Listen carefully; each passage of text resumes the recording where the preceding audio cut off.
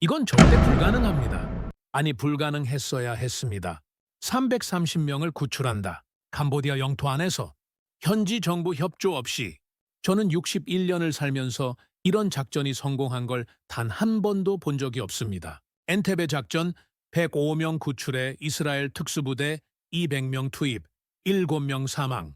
이란 대사관 인질, 미국 특수부대 작전 실패, 8명 전사.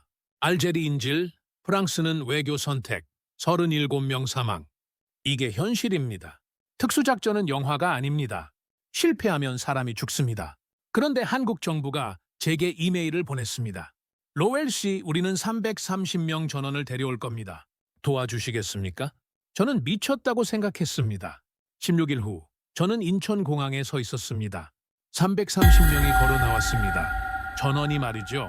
시작하기 전에 잠깐 시청자분들의 귀한 1초로 구독과 좋아요, 알림 설정이 영상 제작에 큰 힘이 됩니다.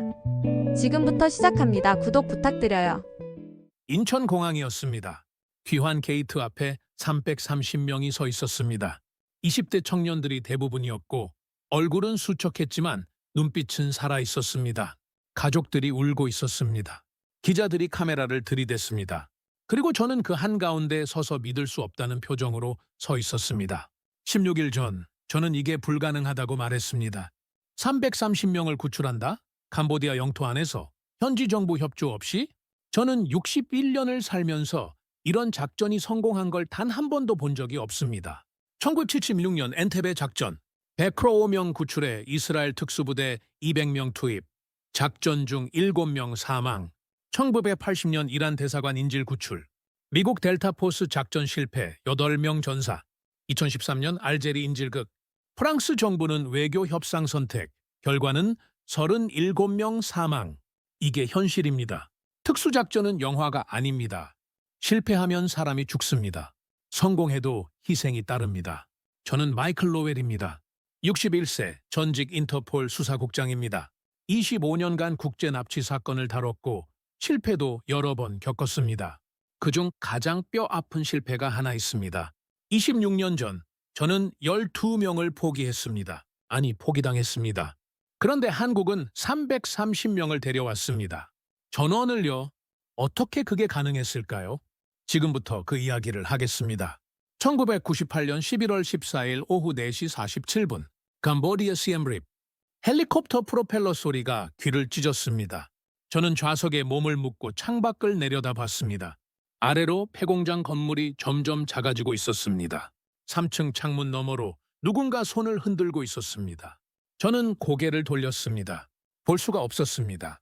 그 안에 12명이 있었습니다. 영국인 8명, 호주인 4명, 고수익 일자리 미끼로 유인당해 3주째 감금된 사람들이었습니다. 저는 인터폴 수사관이었습니다. 캄보디아 주재 수사팀장이었습니다. 3주간 그들의 위치를 추적했고 현지 경찰과 협력해서 구출 작전을 준비했습니다. 장비도 있었고 팀도 준비됐습니다. 타이밍도 완벽했죠. 오늘 밤 10시 조직원들이 교대하는 시간에 돌입하기로 했습니다. 그런데 오후 3시 본부에서 전화가 왔습니다. 작전 중단, 즉시 철수하라. 저는 되물었습니다. 왜냐고? 모든 게 준비됐다고. 오늘 밤이면 끝난다고. 대답은 짧았습니다. 정치적 판단입니다. 캄보디아 정부가 압력을 넣었습니다. 외교 문제로 비화될 수 있습니다. 협상으로 풀겠습니다. 협상이요? 네. 본국 외교부에서 진행 중입니다. 저는 전화를 끊고 팀원들을 봤습니다. 그들도 똑같은 표정이었습니다. 믿을 수 없다는 얼굴이었습니다. 현지 경찰서장이 범죄 조직과 결탁했다는 정황을 우리는 이미 파악했습니다. 뇌물 거래 증거도 있었습니다. 협상 따위 통할 리 없었습니다. 하지만 명령은 명령이었습니다. 헬기가 왔고 우리는 탔고 떠났습니다. 그때 본 창문 너머 손을 저는 평생 잊을 수 없습니다. 6개월 후 소식이 왔습니다. 12명 중 2명이 죽었습니다. 폭행으로 인한 내상이었습니다. 나머지 10명은 협상 끝에 석방됐습니다. 대가는 20만 달러였습니다. 범죄 조직이 받아갔습니다. 현지 경찰서장은 승진했습니다. 그리고 저는 사표를 냈습니다. 25년 경력이 무슨 소용입니까? 12명을 구하지 못했는데, 아니 구할 수 있었는데 구하지 않았는데, 그게 제 인생 최대의 오점입니다. 런던 인터폴 본부. 은퇴 후에도 저는 자문 역할로 이따금 보고서를 받았습니다. 그날도 평범한 오후였습니다. 책상 위로 빨간 봉투가 떨어졌습니다. 긴급 보고서였습니다. 표지를 봤습니다. 캄보디아 포놈펜. 한국인 330명 집단 실종. 저는 숫자를 다시 봤습니다. 330명이요? 처음엔 오타인 줄 알았습니다. 33명이 아니라 아니었습니다. 330명이 맞았습니다. 저는 25년간 국제 인신매매 사건을 다뤄왔습니다. 보통은 5명 단위였습니다. 많아야 10명이었습니다. 그런데 330명이요? 보고서를 펼쳤습니다. 피해자 대부분은 20대였습니다. 소셜미디어와 구인 광고로 유인됐습니다. 월 500만 원 보장, 숙식 제공, 비자 걱정 없음. 캄보디아 도착 후 여권 압수당했습니다. 푸놈펜 외곽 4개 지역, 60개 건물의 분산 감금. 보이스피싱 강요, 사기 전화 강요, 거부하면 폭행. 중국계 범죄 조직 주도. 캄보디아 지방 경찰 결탁. 관료 뇌물수수. 저는 보고서를 덮었습니다. 26년 전과 똑같았습니다. 장소만 시엠립에서 푸놈펜으로 바뀌었을 뿐 구조는 똑같았습니다. 범죄 조직, 부패 관료, 무능한 현지 정부. 결말도 뻔했습니다. 외교 채널 통해 몇 달 협상하고 운 좋으면 일부 석방, 나머지는 잊히는 겁니다. 전화벨이 울렸습니다. 보고서 확인했나? 끔찍하지? 네. 330명이라니 믿기지 않습니다. 한국 정부가 뭘 할 수 있을까? 현지 경찰이 협조 안 할 게 뻔한데. 글쎄요. 외교적으로 풀어야죠. 6개월은 걸릴 겁니다. 저는 전화를 끊고 창밖을 봤습니다. 런던의 하늘은 언제나처럼 흐렸습니다. 330명이요? 26년 전 저는 12명도 구하지 못했습니다. 이번엔 330명입니다. 세상은 변하지 않았습니다. 그런데 이틀 후 제 모든 예상이 빗나갔습니다. BBC 아침 뉴스였습니다. 저는 커피를 들고 TV 앞에 서 있었습니다. 화면에 한국 외교부 장관이 나왔습니다. 기자회견장이었습니다. 표정이 단호했습니다. 대한민국은 자국민을 절대 포기하지 않습니다. 저희는 가능한 모든 수단을 동원해서 우리 국민 330명 전원을 데려올 것입니다. 저는 커피를 쏟을 뻔했습니다. 48시간입니다. 사건 발생 후 48시간 만에 한국 정부가 외교부, 국정원, 경찰청 합동 태스크포스를 출범시켰다는 겁니다. 특별팀이 이미 캄보디아로 출발했다는 겁니다. 48시간이요? 26년 전 우리는 3주를 회의만 했습니다. 정보 수집한답시고 본국 승인 기다린답시고. 그런데 한국은 48시간 만에 현장에 있었습니다. 뉴스가 계속됐습니다. 한국 정부는 인천공항 캄보디아행 직항편에 특별 여행 경보 최고 단계를 발령했습니다. 일부 게이트는 폐쇄 조치됐습니다. 저는 화면을 응시했습니다. 게이트 폐쇄요? 이건 경고가 아니었습니다. 선언이었습니다. 한국 정부가 세계에 말하는 겁니다. 우리는 진짜라고. 우리는 움직인다고.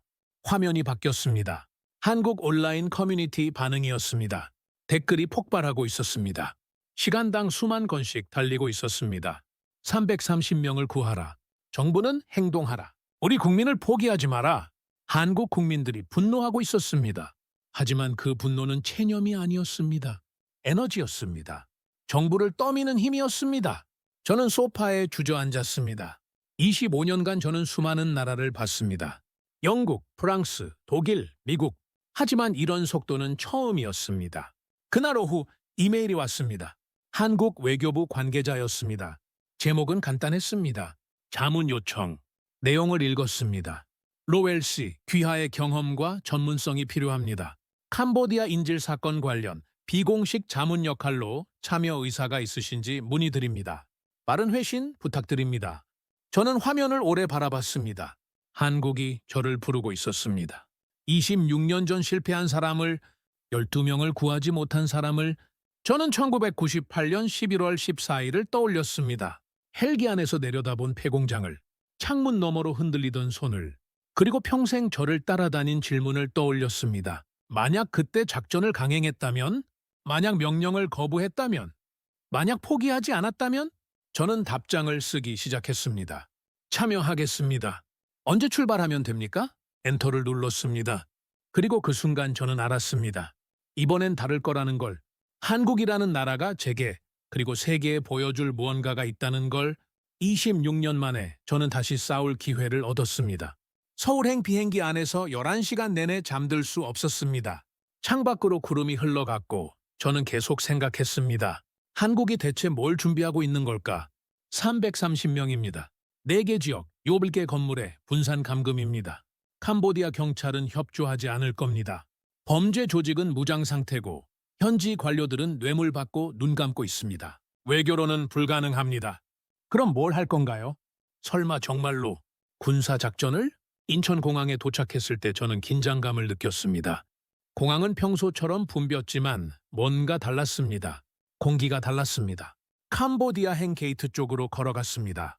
경찰이 배치돼 있었습니다. 전광판에는 빨간 경고문이 깜박이고 있었습니다. 캄보디아 여행 특별 경보 최고 단계. 출국 자제 요청. 게이트 앞은 텅 비어 있었습니다. 줄도 없었고 사람도 없었습니다.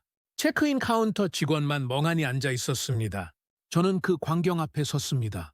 한국 정부가 진짜로 막아버렸군요. 자국민이 더 이상 위험 지역으로 가지 못하게. 48시간 만에 26년 전 영국 정부는 3주가 지나도록 여행 경보 한 줄 바꾸지 않았습니다. 형식적인 주의 권고만 발표했을 뿐입니다. 그런데 한국은 아예 게이트를 닫아버렸습니다. 공항 밖으로 나가자 검은색 세단 한 대가 기다리고 있었습니다. 젊은 남성이 운전석에서 내려 제게 다가왔습니다. 로엘 씨이십니까? 네, 모시러 왔습니다. 그는 더 이상 말하지 않았습니다. 저도 묻지 않았습니다. 차는 서울 시내를 가로질렀습니다. 고층 빌딩들이 스쳐 지나갔고 저는 창밖을 보며 생각했습니다. 이 도시에서 지금 무슨 일이 벌어지고 있는 걸까? 차는 어느 정부 청사 건물 앞에 멈췄습니다. 외교부도 경찰청도 아니었습니다. 정확한 명칭은 알려주지 않았지만 건물 입구 경비가 삼엄했습니다. 신분증을 확인받고 출입증을 받았습니다. 엘리베이터를 타고 지하 2층으로 내려갔습니다. 문이 열렸습니다. 그 순간 저는 숨이 멎었습니다. 복도 전체가 작전 본부였습니다. 사람들이 빠르게 움직이고 있었습니다. 회의실마다 불이 켜져 있었고 벽면 곳곳에 대형 스크린이 걸려 있었습니다. 캄보디아 지도가 띄워져 있었습니다. 프놈펜 외곽 지역이 확대돼 있었고 이렇게 건물 위치가 빨간색 마커로 표시돼 있었습니다. 다른 스크린에는 실시간 정보가 흐르고 있었습니다. 현지 날씨, 교통 상황, 경찰 동선. 저는 걸음을 멈추고 바라봤습니다. 이건 단순한 회의실이 아니었습니다. 전쟁 지휘소였습니다. 26년 전 우리가 쓰던 작전실은 책상 몇 개와 지도 한 장이 전부였습니다. 그런데 한국은 48시간 만에 이걸 만들어냈습니다. 안내를 받아 회의실 하나로 들어갔습니다. 긴 테이블 앞에 50대 남성이 앉아 있었습니다. 정장 차림이었지만 넥타이는 풀려 있었고 눈가에는 피로가 역력했습니다. 하지만 눈빛만은 예리했습니다. 그가 일어나 손을 내밀었습니다. 김정훈입니다. 국정원 차장입니다. 와주셔서 감사합니다. 악수를 나눴습니다. 그의 손은 따뜻했지만 단단했습니다. 로웰 씨, 시간이 없어서 바로 본론으로 들어가겠습니다. 그는 리모컨을 눌렀습니다. 스크린에 사진들이 나타났습니다. 폐공장 건물들이었습니다. 위성사진이었습니다. 해상도가 놀라울 정도로 선명했습니다. 여기에 우리 국민 330명이 감금돼 있습니다. 1번 건물 87명, 2번 건물 93명, 3번 건물 61명. 전부 확인했습니다. 어떻게 확인하셨습니까? 김 차장이 잠깐 웃었습니다. 저희 방식이 있습니다. 그는 다음 화면으로 넘어갔습니다. 인물 사진들이었습니다. 중국인으로 보이는 남성 서너 명과 캄보디아 관료로 보이는 이들이었습니다. 범죄 조직 보스 리웨이입니다. 프놈펜 지역 책임자죠. 그리고 이쪽은 지방경찰서장 촉소반입니다. 이들이 공모했습니다. 증거는 있습니까? 충분합니다. 김 차장이 서류 뭉치를 제 앞으로 밀었습니다. 저는 펼쳐봤습니다. 계좌 이체 내역이었습니다. 통화 기록이었습니다. 사진 증거들이었습니다. 한 장에는 고급 승용차 구매 영수증이 있었습니다. 벤처였습니다. 구매자는 촉소반 서장의 아들이었습니다. 날짜는 납치 사건 발생 일주일 후였습니다. 저는 고개를 들었습니다. 이걸 48시간 만에 모으셨습니까? 김 차장의 표정이 굳어졌습니다.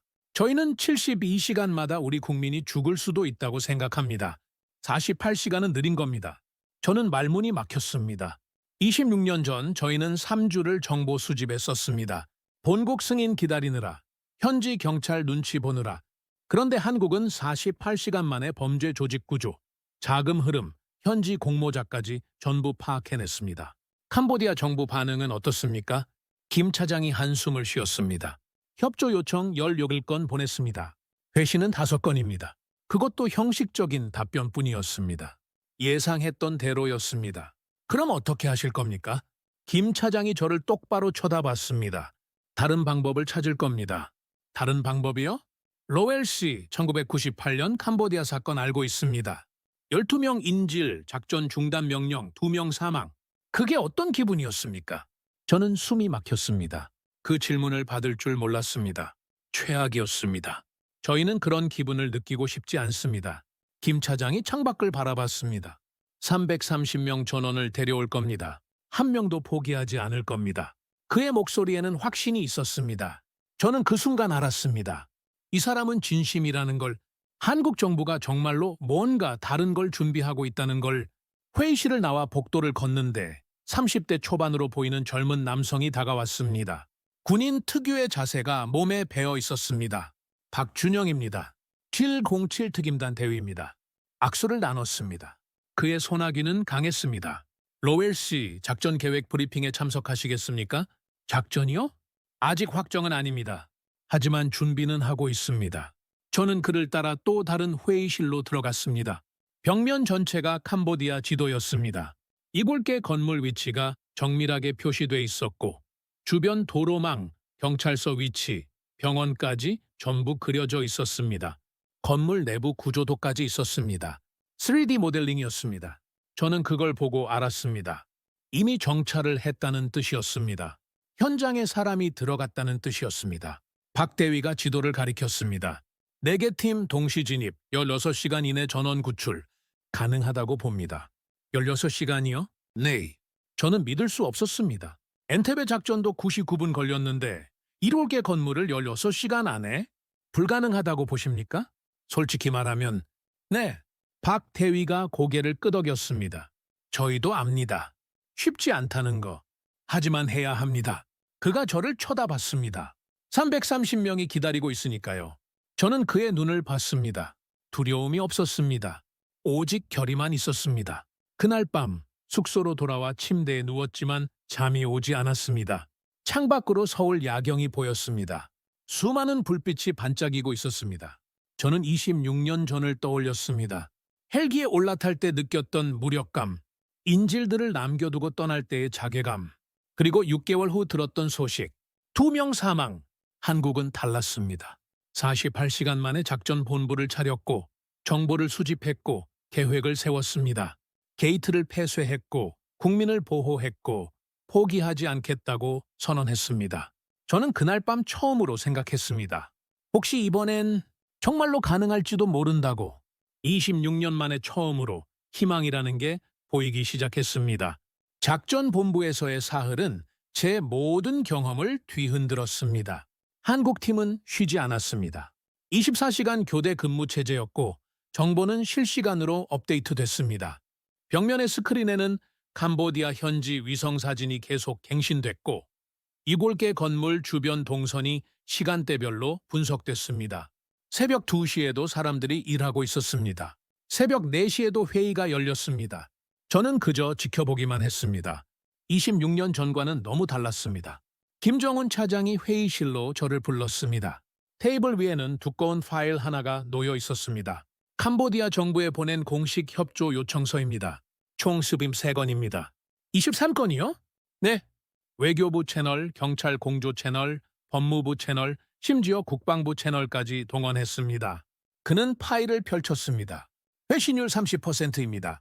그나마도 형식적인 답변뿐입니다. 구체적 협조는 제로입니다. 저는 서류들을 넘겨봤습니다. 예상했던 그대로였습니다. 정중한 답변, 검토하겠다는 약속, 그리고 아무것도 하지 않는 현실. 한 페이지가 눈에 들어왔습니다. 귀국의 요청을 진지하게 검토하겠습니다. 다만 현지 법률 절차를 고려해야 하므로 시간이 필요합니다. 시간이 필요하다는 말은 하지 않겠다는 뜻이었습니다. 김 차장이 창밖을 바라봤습니다. 현지 대사관 직원이 경찰서를 4번 방문했습니다. 매번 서장이 자리에 없다는 답변만 들었습니다. 5번째는 아예 면회를 거부당했습니다. 촉소반 서장 말입니까? 네? 벤츠 산 그 사람입니다. 저는 한숨을 쉬었습니다. 공식 채널은 막혔군요. 처음부터 알고 있었습니다. 김 차장이 저를 쳐다봤습니다.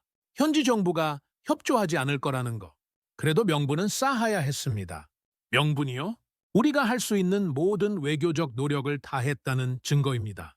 23번 요청했고 23번 거부당했습니다. 그는 파일을 닫았습니다. 이제 다른 선택지를 검토할 명분이 생겼습니다. 저는 그의 눈을 봤습니다. 냉철했습니다. 감정이 아니라 계산이었습니다. 이 사람은 처음부터 알고 있었습니다. 외교가 실패할 거라는 걸, 하지만 그 실패를 증명해야 다음 단계로 갈 수 있다는 걸. 작전실에서 박준영 대위를 다시 만났습니다. 그는 노트북 앞에 앉아 있었고 화면에는 건물 내부 도면이 떠 있었습니다. 3D 모델링이었습니다. 복도, 계단, 방 구조까지 정밀하게 재현돼 있었습니다. 어떻게 이런 걸 구하셨습니까? 말씀드릴 수 없습니다. 저는 더 묻지 않았습니다. 하지만 알 수 있었습니다. 이미 현장에 사람이 들어갔다는 뜻이었습니다. 박 대위가 화면을 확대했습니다. 1번 건물 2층입니다. 20평 남짓한 공간에 87명이 갇혀 있습니다. 화면 속 사진이 나타났습니다. 좁은 방이었습니다. 바닥에는 담요 몇 장이 널려 있었고 창문은 철판으로 막혀 있었습니다. 화장실은 없습니다. 물은 하루 2번, 식사는 1번입니다. 저는 숨이 막혔습니다. 87명이 저 공간에? 출입구는 2곳입니다. 정문과 비상구. 조직원 최소 12명이 경비 중입니다. 무장 상태입니까? 확인된 건 권총 6정, 전기 충격기 다수입니다. 하지만 더 있을 가능성이 높습니다. 저는 화면을 응시했습니다. 12명의 무장 조직원, 87명의 인질, 좁은 건물 내부, 최악의 조건이었습니다. 돌입하면 총격전이 벌어질 겁니다. 압니다. 인질이 다칠 수 있습니다. 그것도 압니다. 박 대위의 목소리는 평온했습니다. 그래서 더 정밀해야 합니다. 더 빨라야 합니다. 조직원들이 반응하기 전에 제압해야 합니다. 가능합니까? 해야 합니다. 저녁 무렵 김 차장이 전체 회의를 소집했습니다. 회의실에는 70명 남짓 모였습니다. 외교부, 국정원, 경찰청, 국방부. 각 부처 핵심 인원들이었습니다. 김 차장이 일어섰습니다. 캄보디아 정부의 공식 협조는 기대할 수 없습니다. 외교 채널은 사실상 폐쇄됐습니다. 회의실이 조용해졌습니다. 현지 경찰은 범죄 조직과 결탁했고 지방 관료들은 뇌물을 받았습니다. 법적 절차를 통한 구출은 불가능합니다. 그는 잠시 멈췄습니다. 우리 국민 330명이 지금 이 순간에도 고통받고 있습니다. 폭행당하고 협박당하고 인간 이하의 대우를 받고 있습니다. 아무도 말하지 않았습니다. 정부는 선택해야 합니다. 계속 기다릴 것인가 아니면 행동할 것인가. 외교부 관계자가 손을 들었습니다. 차장님, 그 행동이라는 게 구체적으로 무엇입니까? 김 차장이 리모컨을 눌렀습니다. 스크린에 2글자가 떴습니다. 군사 옵션. 회의실이 술렁였습니다. 주권 국가 영토 내에서요? 네, 국제법 위반입니다. 알고 있습니다. 외교적 파장이 엄청날 겁니다. 그것도 알고 있습니다. 김 차장이 테이블을 쳤습니다. 하지만 우리 국민 330명의 목숨이 걸려 있습니다. 외교적 체면과 국민의 생명 중 무엇이 더 중요합니까? 아무도 대답하지 못했습니다. 저는 그 순간을 똑똑히 기억합니다. 26년 전 영국 외교부는 체면을 선택했습니다. 캄보디아 정부 눈치를 봤습니다. 정치적 파장을 두려워했습니다. 그래서 12명을 포기했습니다. 그런데 한국은 다른 선택을 하고 있었습니다. 국방부 관계자가 물었습니다. 실행 가능성은 얼마나 됩니까? 박준영 대위가 일어섰습니다. 60%입니다. 60%요? 네. 변수가 많습니다. 하지만 불가능하지 않습니다. 희생은요? 최소화하겠습니다. 하지만 제로라고 장담할 수 없습니다. 회의실이 다시 조용해졌습니다. 저는 그들의 얼굴을 봤습니다. 두려움이 있었습니다. 망설임도 있었습니다. 하지만 포기는 없었습니다. 회의가 끝나고 복도에서 김 차장을 마주쳤습니다. 로웰 씨, 어떻게 생각하십니까? 솔직히 말하면 미친 짓입니다. 그가 쓴웃음을 지었습니다. 알고 있습니다. 성공 확률이 너무 낮습니다. 그것도 알고 있습니다. 그럼 왜 하십니까? 김 차장이 저를 똑바로 쳐다봤습니다. 로웰 씨, 1998년에 만약 작전을 강행했다면 어땠을까요? 실패했을 수도 있습니다. 희생이 있었을 수도 있습니다. 하지만 적어도 시도는 했을 겁니다. 저는 아무 말도 할 수 없었습니다. 우리 국민 330명이 기다리고 있습니다. 저희는 그들에게 말했습니다. 대한민국은 포기하지 않는다고. 그 약속을 지킬 겁니다. 그는 복도를 걸어갔습니다. 저는 그 자리에 서서 오래 생각했습니다. 26년 전 저는 헬기에 올라탔습니다. 명령에 따라서, 그리고 평생 후회했습니다. 한국은 헬기에 오르지 않을 겁니다. 나흘째 되던 날, 김 차장이 저를 별도 회의실로 불렀습니다. 테이블 위에는 사진들이 펼쳐져 있었습니다. 보십시오. 저는 사진들을 하나씩 들여다봤습니다. 첫 번째 사진, 고급 레스토랑이었습니다. 촉소반 경찰서장과 리웨이 조직 보스가 와인을 마시며 웃고 있었습니다. 촬영 날짜는 납치 사건 발생 3일 후였습니다. 두 번째 사진, 은행 입출금 내역이었습니다. 촉소반의 아들 계좌로 5만 달러가 입금돼 있었습니다. 송금인은 중국계 이름이었습니다. 세 번째 사진, 벤츠 구매 영수증이었습니다. 7만 5천 달러짜리 최신형이었습니다. 네 번째 사진, 프놈펜 시내 고급 아파트였습니다. 지방 관료의 천안 명의로 구입됐습니다. 시가 12만 달러였습니다. 저는 사진들을 내려놓았습니다. 25년간 이런 걸 수없이 봤습니다만 이 정도는 처음입니까? 아니, 이 정도는 흔합니다. 문제는 다른 겁니다. 무엇입니까? 증거가 이렇게 명확한데도 아무도 움직이지 않는다는 겁니다. 김 차장이 고개를 끄덕였습니다. 우리도 이 증거들을 캄보디아 정부에 보냈습니다. 내무부, 법무부, 심지어 총리실까지. 반응은요? 침묵입니다. 그날 오후 박 대위가 추가 정보를 가져왔습니다. 1번, 건물에서 탈출 시도가 있었습니다. 언제입니까? 이틀 전입니다. 23세 남성이 화장실 가는 척하다가 비상구로 뛰었습니다. 성공했습니까? 박 대위가 고개를 저었습니다. 20m 못 가서 붙잡혔습니다. 조직원들이 다른 인질들 앞에서 그를 폭행했습니다. 본보기로. 저는 눈을 감았습니다. 현재 그 남성은 의식이 있지만 움직이지 못하는 상태입니다. 의료 조치는 전혀 받지 못했습니다. 얼마나 더 버틸 수 있습니까? 모릅니다. 하지만 오래 버티지 못할 겁니다. 저는 창밖을 바라봤습니다. 330명이 지금 이 순간에도 고통받고 있었습니다. 그리고 우리는 여기 앉아서 회의만 하고 있었습니다. 26년 전과 똑같았습니다. 그날 밤 저는 숙소에서 1998년을 떠올렸습니다. 헬기에 올라타기 전날 밤 저는 인질 중 한 명의 가족과 통화했습니다. 영국인 청년의 어머니였습니다. 제발 우리 아들을 구해주세요. 제발요? 저는 약속했습니다. 내일 구출 작전을 실행한다고, 곧 데려온다고. 하지만 그 약속은 지켜지지 않았습니다. 작전 중단 명령이 떨어졌고 저는 헬기에 올랐고 그 청년은 3개월 후 석방됐지만 정신적 후유증으로 평생 고통받았습니다. 저는 그 어머니에게 다시 전화할 수 없었습니다. 이번에도 똑같은 걸까요? 한국도 결국 포기할 걸까요? 다섯째 날 아침 긴급 회의가 소집됐습니다. 김 차장의 표정이 평소보다 더 굳어 있었습니다. 어젯밤 캄보디아 외교부로부터 공식 답변이 왔습니다. 모두가 그를 쳐다봤습니다. 우리 국민 구출 요청에 대해 캄보디아 정부는 이렇게 답했습니다. 현지 법률 절차에 따라 수사 중이며 외국 정부의 개입은 주권 침해로 간주될 수 있다고.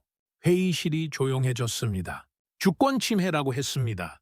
자국 영토에서 우리 국민 330명이 납치당했는데 우리가 구하려는 게 주권 침해라는 겁니다. 외교부 관계자가 말했습니다. 그럼 완전히 막힌 겁니까? 네, 외교적 해결은 불가능합니다. 김 차장이 스크린을 켰습니다. 화면에는 타임라인이 떠 있었습니다. 사건 발생 후 오늘로 7일째입니다. 우리가 한 일은 이렇습니다.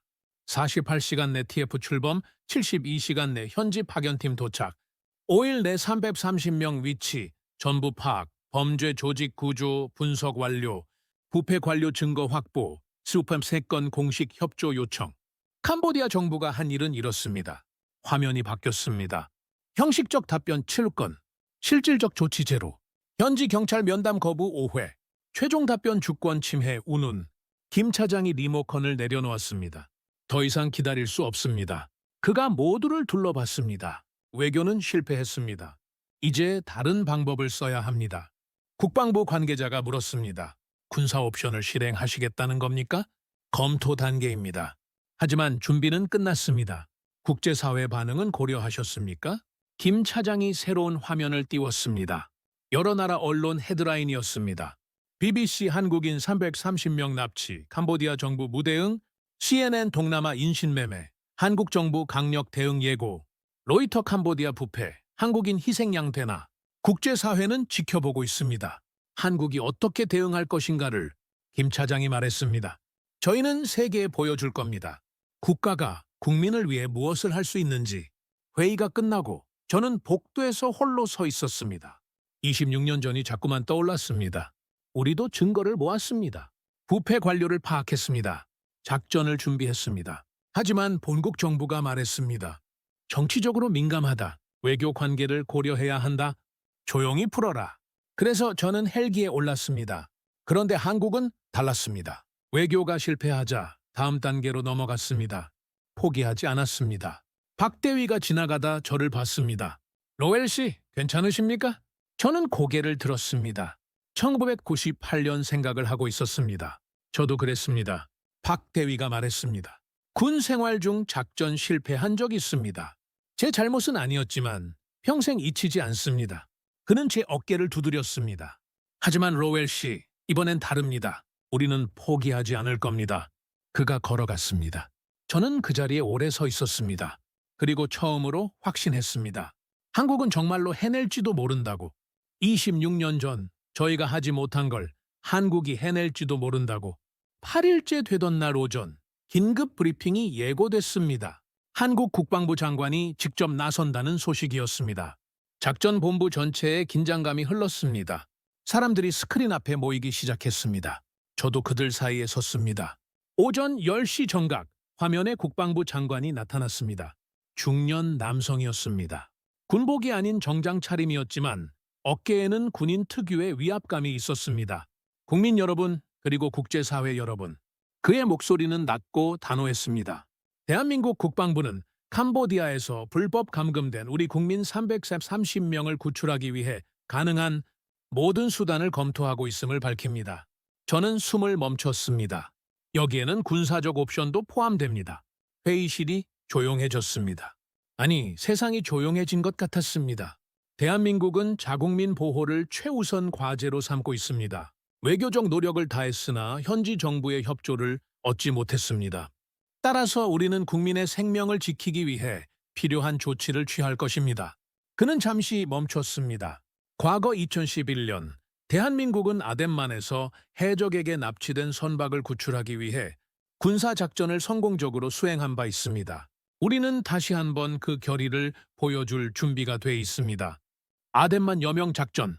저는 그 작전을 알고 있었습니다. 2011년 소말리아 해적이 한국 화물선을 납치했을 때 한국 해군 특수부대가 투입돼 선원 전원을 구출한 사건이었습니다. 해적 8명 사살, 인질 전원 무사 구출. 국방부 장관이 계속 말했습니다. 캄보디아 정부에 다시 한번 요청합니다. 우리 국민 구출에 협조해 주십시오. 하지만 만약 협조가 이루어지지 않는다면 대한민국은 스스로의 방법으로 국민을 보호할 것입니다. 화면이 꺼졌습니다. 저는 그 자리에 서서 믿을 수 없다는 표정으로 스크린을 바라봤습니다. 주권 국가 영토 내에서 군사작전을 불가능한 이야기였습니다. 국제법 위반입니다. 전쟁 행위로 간주될 수 있습니다. 유엔 안보리 회부될 수 있습니다. 그런데 한국은 그걸 공개적으로 선언했습니다. 전 세계가 보는 앞에서 저는 김 차장을 찾아갔습니다. 그는 집무실에 혼자 앉아 있었습니다. 차장님, 방금 그게 진짜입니까? 김 차장이 고개를 끄덕였습니다. 진짜입니다. 미쳤습니다. 국제사회가 가만히 있지 않을 겁니다. 알고 있습니다. 중국이 개입할 수도 있습니다. 범죄 조직이 중국계 아닙니까? 그것도 알고 있습니다. 그럼 왜 이렇게까지? 김 차장이 저를 쳐다봤습니다. 로웰 씨, 1998년에 만약 영국 정부가 이렇게 했다면 어땠을까요? 저는 입을 다물었습니다. 외교적 파장 따위 신경 쓰지 않고 국제법 위반 각오하고 그냥 들어가서 12명을 데려왔다면 저는 대답할 수 없었습니다. 두 명은 죽지 않았을 겁니다. 김 차장이 창밖을 바라봤습니다. 저희는 그런 후회를 하고 싶지 않습니다. 330명을 살릴 수 있는데 외교적 체면 때문에 포기하고 싶지 않습니다. 그날 오후 국제사회 반응이 쏟아지기 시작했습니다. BBC 속보였습니다. 한국, 캄보디아 내 군사작전 가능성 시사, 국제법 논란 예상 CNN도 긴급 뉴스를 내보냈습니다. 남한 자국민 구출 위해 군사력 사용 검토, 아시아 지역 긴장 고조 프랑스 르몽드는 분석 기사를 실었습니다. 한국의 전례 없는 결단, 국가 주권 vs 국민 보호, 어느 것이 우선인가? 미국 국무부 대변인이 브리핑에서 말했습니다. 우리는 한국 정부의 우려를 이해하지만 모든 당사국이 국제법을 준수할 것을 촉구합니다. 중국 외교부 대변인도 논평을 발표했습니다. 주권 국가의 영토 보전은 반드시 존중돼야 합니다. 일방적 군사 행동은 지역 안정을 해칠 수 있습니다. 하지만 그 속에서 다른 목소리도 들렸습니다. 영국의 한 전직 외교관이 트위터에 글을 올렸습니다. 한국이 하고 있는 일을 보라. 저게 국가가 국민에게 해야 할 일이다. 우리는 언제나 외교적 수사만 늘어놓았다. 독일의 안보 전문가가 방송 인터뷰에서 말했습니다. 법적으로는 논란의 여지가 있습니다. 하지만 도덕적으로 한국이 옳습니다. 330명의 생명이 걸려 있습니다.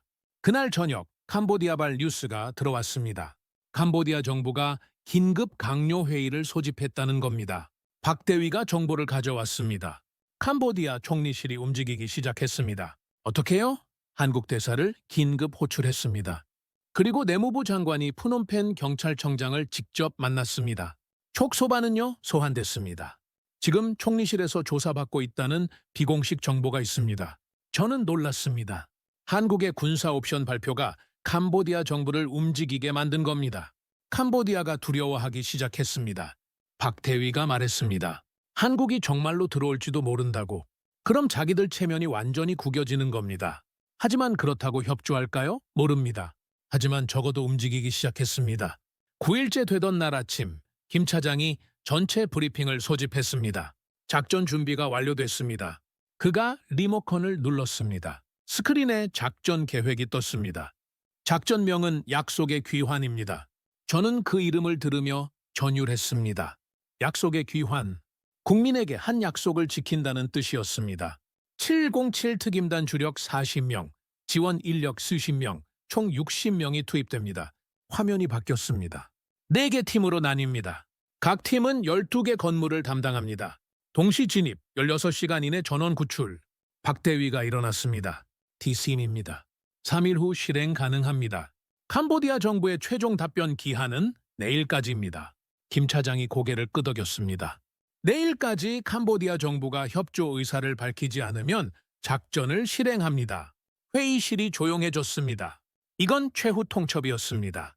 한국 정부가 캄보디아 정부에 그리고 전 세계에 보내는 메시지였습니다. 우리는 진짜라고. 우리는 움직일 거라고. 그날 밤 저는 숙소에서 창밖을 바라봤습니다. 서울의 불빛이 반짝이고 있었습니다. 26년 전 저는 헬기에 올랐습니다. 명령에 따라서, 정치에 굴복해서. 그런데 한국은 달랐습니다. 외교가 실패하자 군사 옵션을 검토했습니다. 국제사회가 뭐라 하든, 중국이 뭐라 하든, 유엔이 뭐라 하든 330명을 데려온다고 선언했습니다.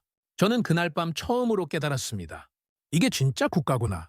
국민을 지키는 진짜 국가구나. 26년 전 제가 원했던 게 바로 이거였구나.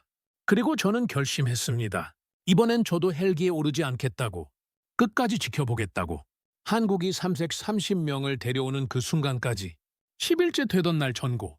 김 차장의 표정이 굳어 있었습니다. 캄보디아 정부로부터 최종 답변이 왔습니다. 회의실 전체가 숨을 죽였습니다. 거부입니다. 김 차장이 문서를 테이블 위에 내려놓았습니다. 캄보디아 정부는 주권 존중을 요구하며 한국의 일방적 군사 행동은 받아들일 수 없다고 답했습니다. 우리 국민 구출에 대한 협조 의사는 전혀 없습니다. 아무도 말하지 않았습니다. 동시에 촉소반 경찰서장은 직위 해제됐습니다. 하지만 구속되지는 않았습니다. 집에서 대기 중입니다. 형식적인 조치군요? 네, 보여주기식입니다. 실질적 조치는 제로입니다. 김 차장이 모두를 둘러봤습니다. 외교는 끝났습니다. 이제 약속을 지킬 시간입니다. 그가 박 대위를 쳐다봤습니다. 작전 개시 시간은 내일 새벽 3시입니다. 준비 상황은 완료됐습니다. 김 차장이 고개를 끄덕였습니다. 약속의 귀환 작전을 승인합니다. 그날 오후 707 특임단 최종 브리핑이 열렸습니다. 저도 참석했습니다. 자문 역할이었지만 김 차장이 제게 말했습니다. 로엘 씨도 함께 가주십시오. 현장에서 조언이 필요할 수 있습니다. 저는 놀랐습니다. 제가요, 현장에? 네. 로엘 씨는 캄보디아에서 작전 경험이 있습니다. 26년 전이지만 그 경험이 필요합니다. 저는 잠시 망설였습니다. 26년 전, 저는 작전을 포기하고 헬기에 올랐습니다. 이번엔 끝까지 함께 있을 수 있을까요? 함께 하겠습니다. 제 목소리가 나왔습니다. 김 차장이 손을 내밀었습니다. 감사합니다. 브리핑룸은 작았습니다. 40명의 특수부대원들이 앉아 있었습니다. 20대 후반에서 30대 초반으로 보였습니다. 얼굴은 젊었지만 눈빛은 날카로웠습니다. 박 대위가 앞에 섰습니다. 작전 개요를 다시 한번 확인하겠습니다. 스크린에 지도가 떴습니다. 목표는 코올계 건물 330명 인질 전원 구출입니다. 그가 레이저 포인터로 건물들을 가리켰습니다. 알파팀 1번, 2번 건물 180명, 브라보팀 4번 건물 95명, 찰리팀 5번, 6번 건물 43명, 델타팀 7번 건물 12명. 각 팀은 동시에 진입합니다. 시간은 새벽 3시 정각입니다. 그가 다음 화면으로 넘어갔습니다. 적 병력. 조직원 총 60D명으로 추정됩니다. 무장 상태, 권총, 전기 충격기, 흉기 다수. 한 대원이 손을 들었습니다. 발각될 경우는 인지를 방패로 쓸 가능성이 높습니다. 따라서 발각 전의 제압이 원칙입니다. 제압 기준은 비살상이 원칙입니다.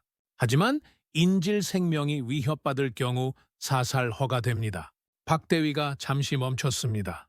여러분, 이번 작전의 목표는 단 하나입니다. 330명 전원 생환입니다. 단 한 명도 놓치지 않습니다. 대원들이 고개를 끄덕였습니다. 작전 시간은 16시간입니다. 새벽 3시 시작, 저녁 7시까지 전원 구출 완료가 목표입니다.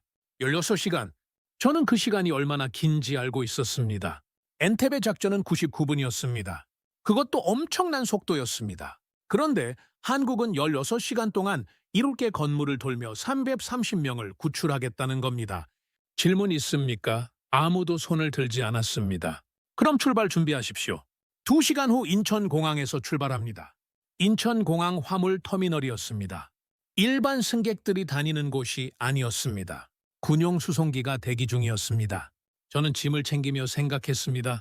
26년 만에 다시 캄보디아로 가는구나. 26년 전에는 실패하고 돌아왔는데 이번에는 로웰 씨. 박 대위가 다가왔습니다. 준비되셨습니까? 저는 고개를 끄덕였습니다. 26년 전 생각하십니까? 네. 이번엔 다를 겁니다. 어떻게 확신하십니까? 박 대위가 수송기를 가리켰습니다. 26년 전엔 작전 중단 명령이 떨어졌죠? 네. 이번엔 작전 개시 명령이 떨어졌습니다. 차이가 뭔지 아십니까? 저는 그를 쳐다봤습니다. 26년 전엔 정치가 우선이었습니다. 이번엔 국민이 우선입니다. 그가 제 어깨를 두드렸습니다. 로웰 씨, 이번엔 헬기에 오르지 않아도 됩니다. 끝까지 함께 하십시오. 비행 시간은 5시간이었습니다. 수송기 안은 조용했습니다. 대원들은 잠을 자거나 장비를 점검하거나 명상하고 있었습니다. 저는 창밖을 바라봤습니다. 구름 위였습니다. 달빛이 은은하게 비치고 있었습니다. 26년 전, 저는 헬기 안에서 아래를 내려다봤습니다. 폐공장이 점점 작아졌고 인질들이 있는 건물이 멀어졌습니다. 그때 느꼈던 무력감, 그때 느꼈던 분노, 정치 때문에, 외교 때문에, 체면 때문에 사람을 포기해야 했던 그 순간. 이번엔 다릅니다. 한국은 포기하지 않았습니다. 330명을 데려온다고 선언했고 실제로 움직이고 있습니다. 저는 26년 만에 다시 기회를 얻었습니다. 제대로 끝맺을 기회를. 푸놈펜 외곽 임시작전 기지였습니다. 낮 동안 비밀리에 설치한 곳이었습니다. 컨테이너 몇 개와 천막이 전부였지만 내부는 완벽하게 갖춰져 있었습니다. 통신 장비, 의료 장비, 무기고. 박 대위가 최종 점검을 시작했습니다. 알파팀 준비 상태는 완료. 브라보팀 완료. 캘리팀 완료. 델타팀 완료. 이무팀 대기 중. 통신팀 정상 작동. 박대위가 시계를 봤습니다. 현재 시각 새벽 2시 30분. 30분 후 출발합니다. 대원들이 각자 위치로 흩어졌습니다. 저는 박대위 옆에 섰습니다. 대위님, 네. 만약에 실패하면 어떻게 됩니까? 박대위가 저를 쳐다봤습니다. 실패는 없습니다. 하지만 변수가 러월 C. 그가 제 어깨를 잡았습니다. 저희는 대한민국 특수부대입니다. 저희의 임무는 국민을 지키는 겁니다. 330명이 저희를 기다리고 있습니다. 실패라는 선택지는 없습니다. 그의 눈빛에는 확신이 있었습니다. 26년 전 로엘 씨는 작전을 포기당했습니다. 하지만 이번엔 아닙니다. 우리는 끝까지 갑니다. 새벽 2시 50분 모두가 차량에 탑승했습니다. 저도 알파팀 지휘 차량에 탔습니다. 엔진 소리가 낮게 울렸습니다. 박대위가 무정의를 들었습니다. 전 팀에게 작전 개시 10분 전입니다. 무정의 너머로 대답이 들려왔습니다. 알파팀 준비 완료, 브라보팀 준비 완료, 찰리팀 준비 완료, 델타팀 준비 완료. 박대위가 저를 쳐다봤습니다. 로엘 씨 26년 만에 다시 작전에 참여하십니다. 어떤 기분입니까? 저는 창밖을 바라봤습니다. 어두운 캄보디아 밤하늘이었습니다. 26년 전과 똑같은 하늘이었습니다. 하지만 이번엔 달랐습니다. 이번엔 포기하지 않을 겁니다. 두렵지만 기대됩니다. 제 목소리가 나왔습니다. 이번엔 제대로 끝낼 수 있을 것 같습니다. 박대위가 미소 지었습니다. 그럼 함께 가시죠. 330명을 데리러 차량이 움직이기 시작했습니다. 저는 주먹을 쥐었습니다. 26년 만입니다. 26년 만에 저는 다시 인질 구출 작전에 참여하고 있습니다. 이번엔 중단 명령이 없습니다. 이번엔 끝까지 갑니다. 한국과 함께 새벽 3시 정각. 무정의에서 박대위의 목소리가 들렸습니다. 전팀 작전 개시. 차량이 멈췄습니다. 저는 차에서 내렸습니다. 습한 공기가 얼굴을 때렸습니다. 캄보디아 특유의 열기였습니다. 앞쪽으로 1번 건물이 보였습니다. 3층짜리 낡은 공장 건물이었습니다. 창문은 철판으로 막혀 있었고 주변은 어두웠습니다. 저 안에 87명이 있습니다. 알파팀 대원 12명이 조용히 움직이기 시작했습니다. 그림자처럼 소리 없이 저는 뒤에서 지켜봤습니다. 심장이 미친 듯이 뛰었습니다. 26년 만입니다. 26년 만에 저는 다시 인질 구출 작전 현장에 있습니다. 팀장이 손으로 신호를 보냈습니다. 대원 둘이 정문 쪽으로 갔습니다. 나머지는 비상구 쪽으로 돌아갔습니다. 10초, 20초, 30초. 무정의에서 속삭임이 들렸습니다. 정문 클리어, 비상구 클리어, 진입 시작. 문이 조용히 열렸습니다. 팀장이 제게 손짓했습니다. 따라오라는 신호였습니다. 저는 그들 뒤를 따라 건물 안으로 들어갔습니다. 복도는 어두웠습니다. 손전등 불빛만이 바닥을 비췄습니다. 계단을 올라갔습니다. 조심스럽게 한 계단 한 계단 2층에 도착했습니다. 복도 끝에서 불빛이 새어나오고 있었습니다. 팀장이 멈췄습니다. 손으로 신호를 보냈습니다. 대원들이 문 양쪽에 섰습니다. 문이 열렸습니다. 움직이지 마. 대원들이 안으로 돌입했습니다. 저는 문 밖에서 지켜봤습니다. 방 안에는 조직원 둘이 있었습니다. 의자에 앉아 있었습니다. 손에는 휴대폰이 들려 있었습니다. 그들은 얼어붙었습니다. 손 들어! 바닥에 엎드려! 대원들이 그들을 제압했습니다. 5초도 안 걸렸습니다. 수갑이 채워졌습니다. 1구역 클리어. 무정의에서 다른 목소리들이 들려왔습니다. 2구역 클리어. 3구역 클리어. 순조로웠습니다. 복도 깊숙한 곳에 큰 문이 하나 있었습니다. 자물쇠가 채워져 있었습니다. 팀장이 신호를 보냈습니다. 대원 하나가 자물쇠의 절단기를 꺼냈습니다. 딸각, 자물쇠가 떨어졌습니다. 문이 열렸습니다. 그 순간 저는 숨이 멎었습니다. 좁은 방이었습니다. 20평 남짓했습니다. 그 안에 87명이 있었습니다. 바닥에 앉아 있었습니다. 누워 있었습니다. 서로 기대어 있었습니다. 얼굴은 수척했습니다. 눈빛은 공포로 가득했습니다. 그들이 저희를 봤습니다. 처음엔 두려워했습니다. 또 조직원인 줄 알았을 겁니다. 그런데 팀장이 입을 열었습니다. 대한민국 특수부대입니다. 구출하러 왔습니다. 침묵이었습니다. 그들은 믿지 못하는 표칭이었습니다. 여러분을 데리러 왔습니다. 이제 안전합니다. 한 청년이 울기 시작했습니다. 그리고 다른 사람도 울기 시작했습니다. 87명이 동시에 울었습니다. 저는 그 광경을 보며 섰습니다. 눈물이 났습니다. 26년 전 저는 이 장면을 보지 못했습니다. 헬기에 올라갔으니까요. 그런데 지금 저는 보고 있습니다. 한국 특수부대가 펄싯 70명을 구출하는 장면을. 빨리 움직이십시오. 시간이 없습니다. 대원들이 그들을 밖으로 안내하기 시작했습니다. 걸을 수 있는 사람은 걸었습니다. 걸을 수 없는 사람은 부축을 받았습니다. 계단을 내려갔습니다. 그때였습니다. 탕! 총성이 들렸습니다. 엎드려! 대원들이 소리쳤습니다. 복도 끝에서 조직원 둘이 나타났습니다. 손에 권총을 들고 있었습니다. 대원들이 반응했습니다. 탕! 탕! 전기 충격기가 발사됐습니다. 조직원 둘이 쓰러졌습니다. 클리어. 계속 이동. 87명이 건물 밖으로 나갔습니다. 대기 중이던 버스 3대가 있었습니다. 그들이 버스에 올라탔습니다. 팀장이 무정의를 들었습니다. 알파팀 1번 건물 87명 구출 완료. 이동 시작. 무정의에서 다른 팀들의 보고가 들려왔습니다. 브라보팀 3번 건물 61명 구출 완료. 찰리팀 5번 건물 스프 18명 구출 완료. 델타팀 7번 건물 12명 구출 완료. 순조로웠습니다. 하지만 2번 건물에서 문제가 생겼습니다. 알파팀 지원 요청. 2번 건물 조직원 8명 저항 중. 인질 93명 내부에 있음. 박 대위가 즉시 반응했습니다. 알파팀 일부 2번 건물 지원. 브라보팀 예비 인력도 투입. 차량이 방향을 틀었습니다. 2번 건물로 향했습니다. 2번 건물은 1번보다 컸습니다. 4층 건물이었습니다. 총성이 들렸습니다. 대원들이 이미 교전 중이었습니다. 2층에 조직원들이 바리케이드 쳤습니다. 인질들을 방패로 쓰고 있습니다. 최악의 상황이었습니다.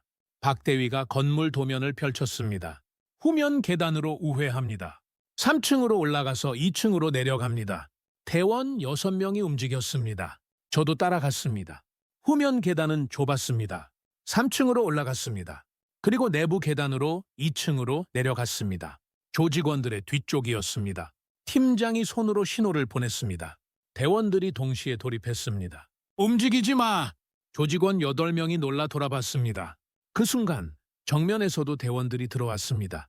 양쪽에서 협공당한 조직원들은 무기를 떨어뜨렸습니다.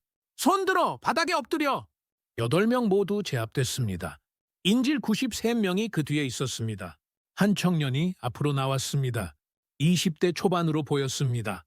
얼굴에는 멍이 있었고 입술은 터져 있었습니다. 대한민국 맞습니까? 대원이 고개를 끄덕였습니다. 맞습니다. 대한민국 특수부대입니다. 청년이 그 자리에 주저앉았습니다. 정말로 오셨군요. 그가 울기 시작했습니다. 저희를 진짜로 구하러 오셨군요. 대원이 그를 일으켰습니다. 이준호 씨 맞습니까? 청년이 놀라 고개를 들었습니다. 어떻게 제 이름을 부친께서 기다리고 계십니다. 인천공항에서 이준호가 눈물을 쏟았습니다. 아버지가 네? 가십시다. 집으로. 그로부터 12시간 후 모든 건물이 클리어됐습니다. 330명 전원이 구출됐습니다. 부상자 17명, 중상자 3명, 사망자 제로, 조직원 62명 전원 제압, 현지 경찰의 인계. 오후 요금시 푸놈펜 공항에서 전세기가 이륙했습니다. 330명을 태우고 저도 그 비행기에 탔습니다. 좌석에 앉아 주변을 봤습니다. 청년들이 잠들어 있었습니다. 처음으로 편안하게 잠들고 있었습니다. 저는 창밖을 바라봤습니다. 캄보디아가 멀어지고 있었습니다. 26년 전 저는 이 나라에서 실패하고 떠났습니다. 그런데 오늘 저는 성공하고 떠납니다. 한국과 함께 인천공항이었습니다. 귀환 게이트 앞에는 수백 명이 모여 있었습니다. 가족들이었습니다. 330명이 게이트를 통과했습니다. 환호성이 터졌습니다. 이준호가 게이트를 나왔습니다. 한 남성이 달려왔습니다. 50대로 보였습니다. 준호야! 아버지! 둘이 얼싸안았습니다. 아버지가 울었습니다. 아들이 울었습니다. 주변 사람들이 모두 울었습니다. 저도 울었습니다. 26년 전 저는 이 장면을 만들지 못했습니다.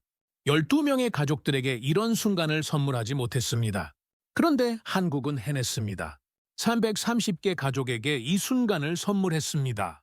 김 차장이 제 옆에 섰습니다. 로웰 씨 어떻습니까? 저는 그를 쳐다봤습니다. 눈물이 멈추지 않았습니다. 26년 만입니다. 26년 만에 저는 성공한 구출 작전을 봤습니다. 감사합니다. 제 목소리가 떨렸습니다. 제게 기회를 주셔서 감사합니다. 김 차장이 제 어깨를 두드렸습니다. 아닙니다. 로엘 씨가 함께 해주셔서 감사합니다. 그가 게이트를 바라봤습니다. 이게 국가입니다. 국민을 지키는 국가입니다. 저는 고개를 끄덕였습니다. 맞습니다. 이게 진짜 국가입니다. 26년 전 제가 원했던 국가입니다. 그리고 오늘 한국이 그걸 보여주었습니다. 전 세계, 인천공항 귀환 다음 날, 전 세계 언론이 들끓었습니다. BBC 아침 뉴스 헤드라인이었습니다. 한국 불가능을 해냈다. 캄보디아서 자국민 330명 전원 구출 성공. 앵커가 말했습니다. 이례적인 작전이었습니다. 주권 국가 영토 내에서 군사 작전을 감행했고 단 한 명의 사망자도 없이 330명 전원을 구출했습니다. 국제안보 전문가들은 이를 엔테베 작전 이후 가장 성공적인 인질 구출로 평가하고 있습니다. CNN도 특집 방송을 내보냈습니다. 한국의 메시지는 명확했습니다. 우리는 국민을 포기하지 않는다. 외교가 실패하면 우리 스스로 구한다. 프랑스 르몽드는 한 면에 실었습니다. 대한민국이 세계에 던진 질문. 국가는 국민을 위해 어디까지 갈 수 있는가? 그날 오후 김 차장이 저를 불렀습니다. 로웰 씨, 이것 좀 보십시오. 그가 태블릿을 건넸습니다. 화면에는 각국 정부와 전문가들의 반응이 정리돼 있었습니다. 영국 전직 외교관 트위터였습니다. 한국이 보여준 것은 군사력이 아니라 국가 의지였다. 우리는 언제나 외교적 수사만 늘어놓았다. 부끄럽다. 독일 안보연구소 보고서였습니다. 한국 모델 분석 필요. 외교 실패 시 대안적 접근법으로 참고할 만함. 프랑스 국방부 내부 문건이었습니다. 한국식 신속 대응체계 벤치마킹 검토. 미국 펜타곤 논평이었습니다. 한국의 작전 수행 능력은 우리의 예상을 뛰어넘었다. 동맹으로서 재평가가 필요하다. 저는 화면을 보며 믿을 수 없었습니다. 유럽이 한국을 배우려 한다고? 미국이 한국을 재평가한다고? 로웰 씨. 김 차장이 말했습니다. 한국은 작은 나라입니다. 경제 규모로는 10위권, 군사력으로는 6위권. 하지만 이번 작전으로 우리가 증명한 건 규모가 아닙니다. 그가 창밖을 바라봤습니다. 의지입니다. 국민을 지키려는 의지. 그게 진짜 국가의 힘입니다. 일주일 후 동남아 반응이 들어오기 시작했습니다. 베트남 주요 일간지 사설이었습니다. 한국이 보여준 모습이 부럽다. 우리 정부는 자국민이 해외에서 어려움을 겪을 때 무엇을 했는가? 태국 온라인 커뮤니티가 들끓었습니다. 한국처럼 우리 국민도 지켜줬으면 부러운 나라다. 진짜 국가가 뭔지 보여줬다. 필리핀 상원의원이 발언했습니다. 한국 사례를 연구해야 한다. 우리도 해외 국민 보호 시스템을 강화해야 한다. 그리고 캄보디아에서 변화가 시작됐습니다. 김 차장이 최신 정보를 보여줬습니다. 캄보디아 정부가 움직였습니다. 어떻게요? 촉소반 경찰서장 정식 구속됐습니다. 뇌물수수 혐의. 그가 다음 화면을 넘겼습니다. 리웨이 조직 보스, 중국으로 도주 시도하다 체포됐습니다. 또 다음 화면이었습니다. 푸놈펜 지방정부 부패 관료 18명 숙청 발표. 그리고 마지막 화면이었습니다. 캄보디아 총리가 한국 대사를 접견했습니다. 공식 사과했습니다. 저는 놀랐습니다. 사과를요? 네. 자국 영토에서 한국 국민이 피해를 입은 것에 대해 깊이 사과한다고. 그리고 앞으로 한국인 보호를 위한 특별 조치를 시행하겠다고. 김 차장이 웃었습니다. 한국을 건드리면 안 된다는 걸 배운 겁니다. 저는 화면을 보며 생각했습니다. 한 나라의 결단이 다른 나라를 변화시켰습니다.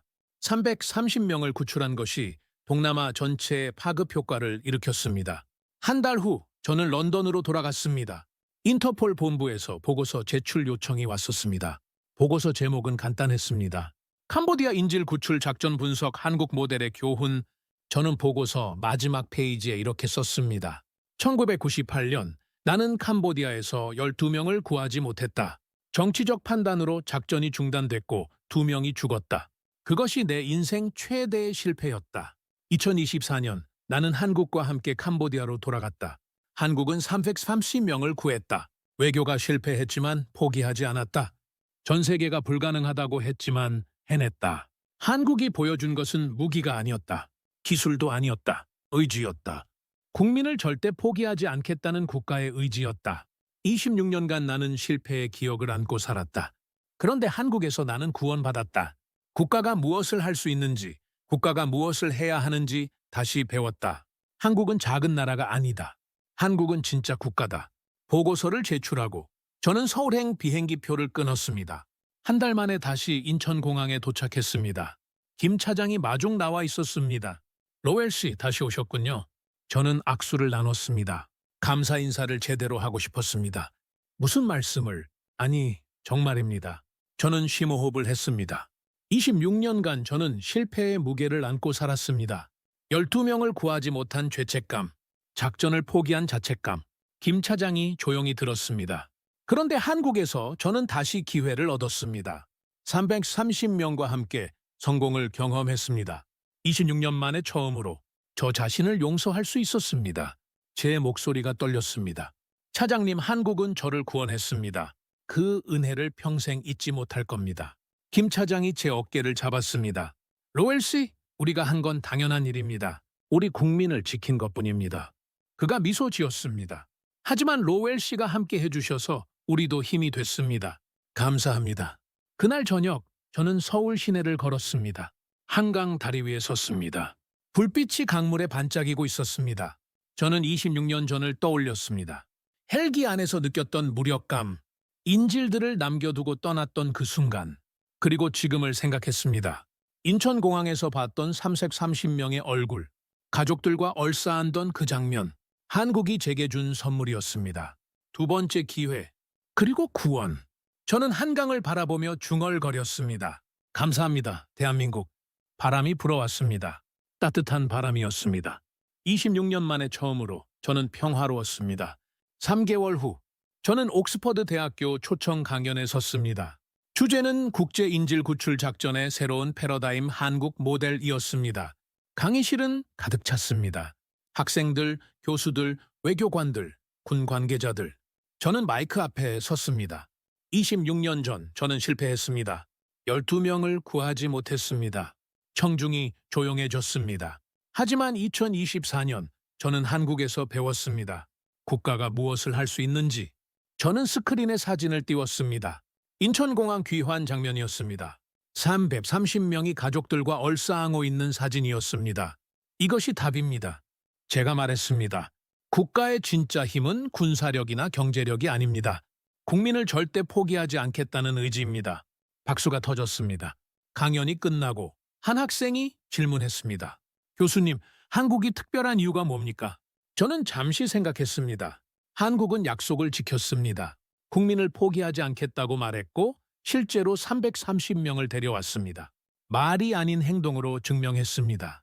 저는 미소 지었습니다. 그게 한국입니다. 지금 저는 이 이야기를 쓰고 있습니다. 61세 전직 인터폴 수사관 마이클 로웰의 고백입니다. 26년 전 저는 실패했습니다. 하지만 한국에서 저는 구원받았습니다. 그리고 배웠습니다. 진짜 국가가 무엇인지 여러분에게 묻고 싶습니다. 여러분의 국가는 여러분을 지킬 준비가 돼 있습니까? 한국은 준비돼 있었습니다. 그리고 해냈습니다. 330명 전원을 단 한 명도 포기하지 않고 이것이 제가 본 대한민국입니다. 이것이 제가 사랑하게 된 나라입니다. 감사합니다, 대한민국. 저를 구원해 주셔서. 이 이야기는 사실입니다. 아니, 사실이어야 합니다. 저는 마이클 로웰, 61세 전직 인터폴 수사관입니다. 26년 전 저는 12명을 구하지 못했습니다. 그런데 한국은 330명을 데려왔습니다. 48시간 만에 움직였고 10일 만에 결단했고 16일 만에 전원을 구출했습니다. 전 세계가 불가능하다고 했지만 한국은 해냈습니다. 국가의 크기는 영토로 재지 않습니다. 국가의 힘은 무기로 측정하지 않습니다. 진짜 국가는 국민을 절대 포기하지 않습니다. 한국이 그걸 증명했습니다. 저는 한국에서 구원받았습니다. 26년간 짊어졌던 죄책감을 내려놓았습니다. 그리고 배웠습니다. 진짜 국가가 무엇인지. 감사합니다, 대한민국. 여러분과 함께할 수 있어서 자랑스럽습니다.